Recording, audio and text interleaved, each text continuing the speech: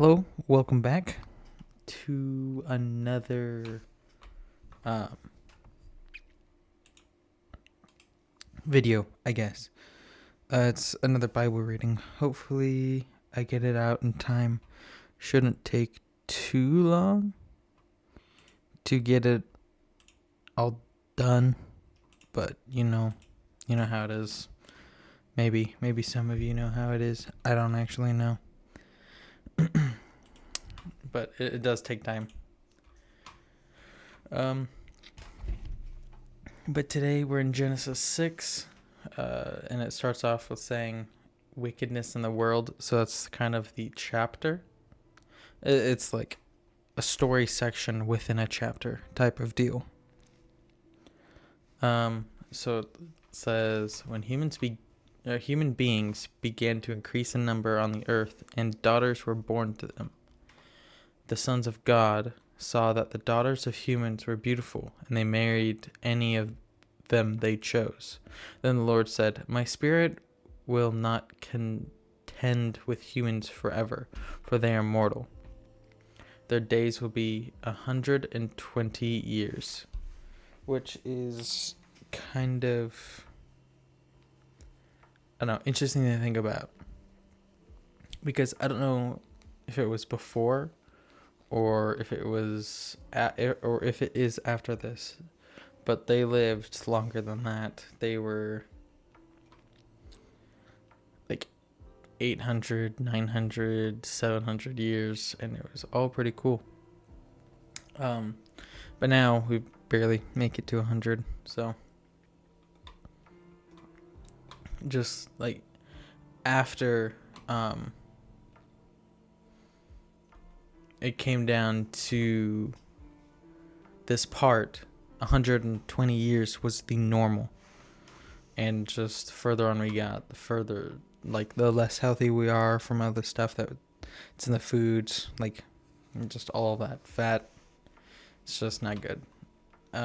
Anyways, the Nephilim were on the earth in those days, and also afterwards, when the sons of God went to the daughters of human and had children by them. They were the heroes of old, men of renown. The Lord saw how great the wickedness of the human race had become on the earth, and that every inclination of the thought of the human heart was only evil all of the time. The Lord regretted that he made human beings on earth, and his heart was deeply troubled.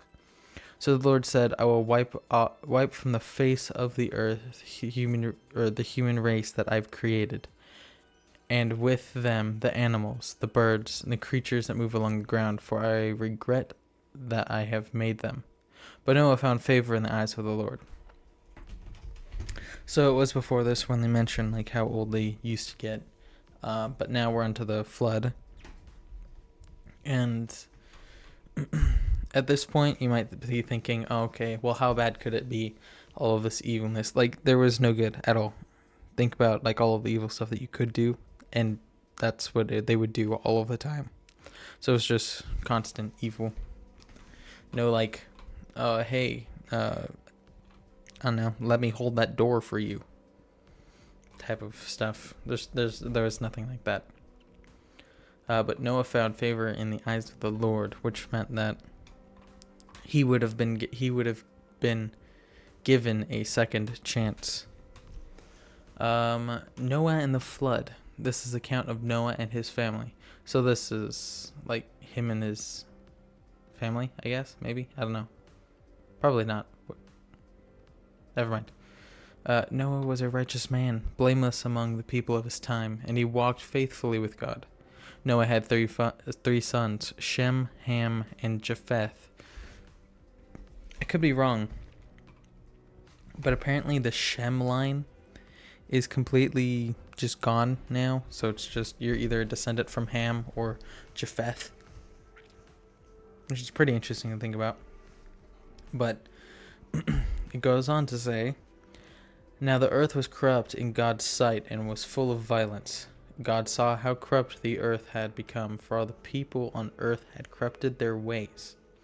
So God said to Noah, I'm going to put an end to all people. for the earth is filled with violence because of them. I am surely going to destroy both them and the earth. So make yourself an ark of cypress wood. Make rooms in it and coat with pitch inside and out. This is how you are to build it. The ark is to be 300 cubits long, 50 cubits wide, and 30 cubits high. Make a roof for it, leaving below the roof an opening 1 cubit high all around. Put a door on the side of the ark, make lower, middle, and upper decks.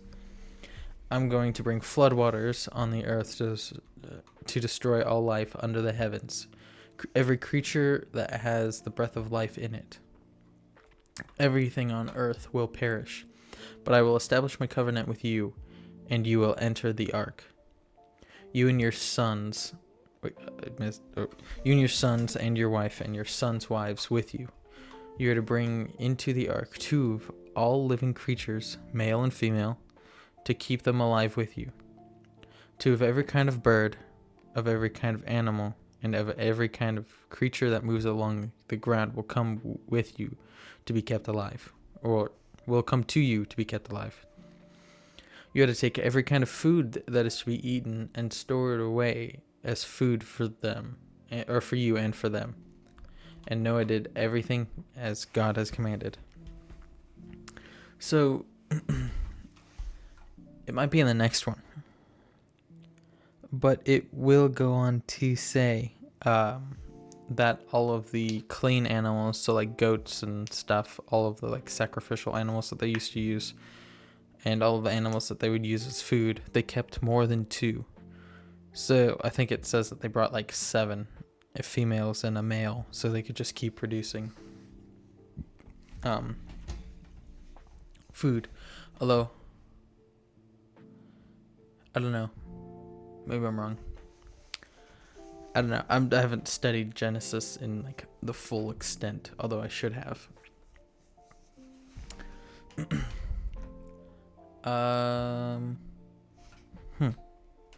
So, here it says 300 cubits long. If you don't know what a cubit is, it's like it's roughly 1.5 feet, if not, it is 1.5 feet. So 300, and so that's like 450 cubits by 75 wide by 45 high. So I don't know if that helps you out. Or in meters, it's like 135 meters long, like 30, or not 30, 23 wide, and like 17 high, or something like that. It's like what is this? Oh, well, I didn't need to do the math. So it says that's about 450 feet long, 75 feet wide, and 45 feet high, or about 135 meters long, 23 meters wide, 14 meters high. Huh. Okay. So those are the rough metric and other imperial measurements. Where does it say seal it in pitch? Cypress root wood. Okay. Pitch, in case you don't know, little sciencey thing. There's an experiment still going on to these days to see if pitch is a liquid or a solid. So far, it appears to be a extremely viscous liquid, because if you can hit it with a hammer and it shatters like glass or something. But it still drips. So it's called the pitch drop experiment, and it's still interesting. I just saw something about it not too long ago, which is why I'm kind of bringing it up right now. Let's see, what else? I talked about how there's the clean animals there. He brought more of. Um, Eaton store. Yeah, no. No, I did everything as God commanded. And in case you wanted to go see the Ark for yourself, it's in Kentucky. Hold on. So it's called the Ark Encounter, and it's in Williamstown, Kentucky. It says closed because I'm recording this at night. But it's pretty cool. Like, it's a 1-to-1 scale of the Ark, give or take the fact that there's a building attached to it. I went there a couple times. It's pretty interesting to see. You can go inside on all stories of the thing, except for the top, as that's not meant to be walked around. And inside it has all of the, there's a whole bunch of stuff. There's like, in the beginning, God created on day 1, day 2, day 3, day 4, day 5, day 6, day 7, all of that stuff. There's like what it looks like inside, so you can see all of it. There's a timeline of some things. I can't exactly remember. There's little storyboards. They talk. Some of them talk, which is pretty cool. This is where they keep all of the bugs, or where they would have kept all of their bugs to feed to all of the insectivores. Is that what they're called? I don't know. Like all the lizards and stuff. This is one of Noah's sons and his wife, I think. I think it's his wife. I don't know the wife's names. This, I don't know what this is, but apparently it exists. Oh, these are the little models that they have, so you can look at it from above. This is one of them, which is pretty cool. So yeah. At the Ark Encounter, they also have a like 3D ride, a VR ride, which is pretty cool. It's like $15, I think, per person or something like that. But it kind of takes you back in time. It kind of runs you down what was happening. I don't really want to spoil a lot of it, but it's pretty cool. I enjoyed that ride. Had a great time. They also have a zoo at the Ark Encounter. It's a pretty small one, but I like it. They also have a creation museum. So this is in Boone County, Kentucky. I went here too. Very beautiful.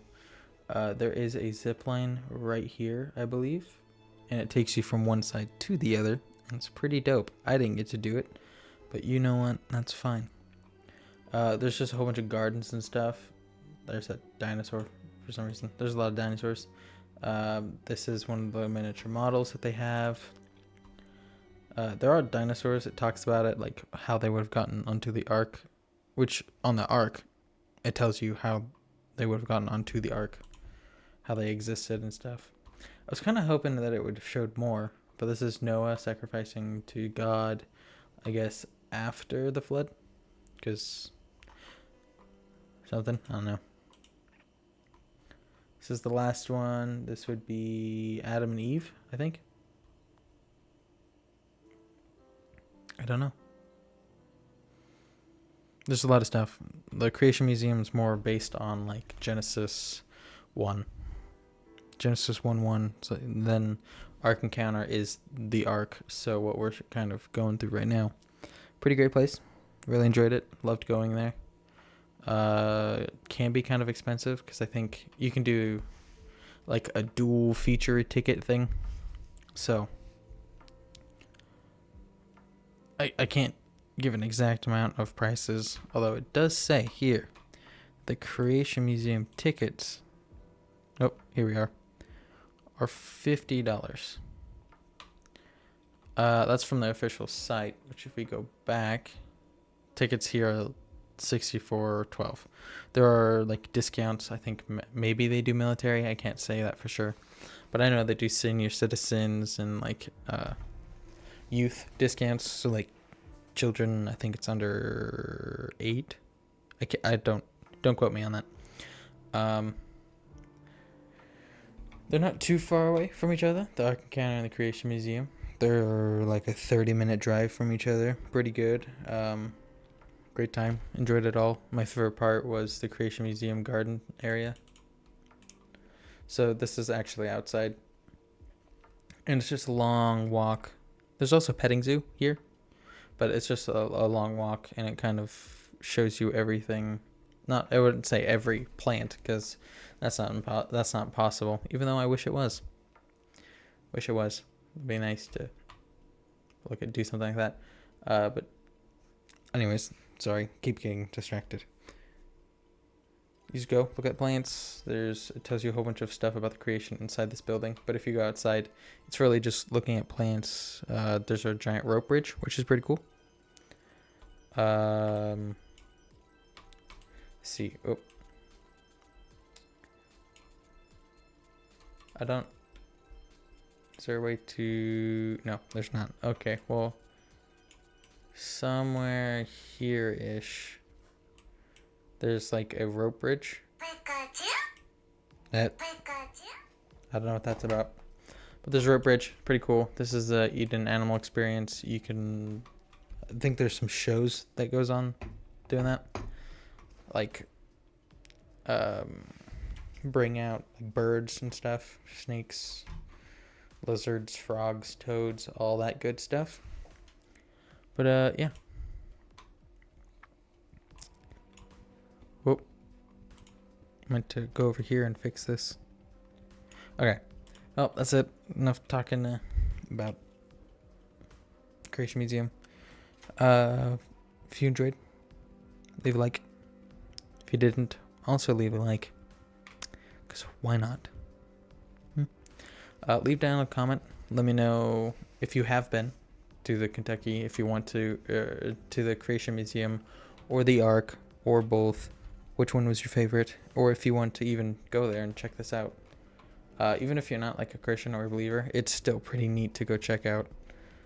Because it's just architecture for the Ark and all of the plants and animals, and just there's inside there, it's just like a museum. There's a whole bunch of like skeletons and fossils. So it's pretty cool if you want to go check that out at the Creation Museum. But anyways, yeah, let me know if you have been, want to go, and which one of your favorite was if you did go. As always, God bless you all, and peace outro.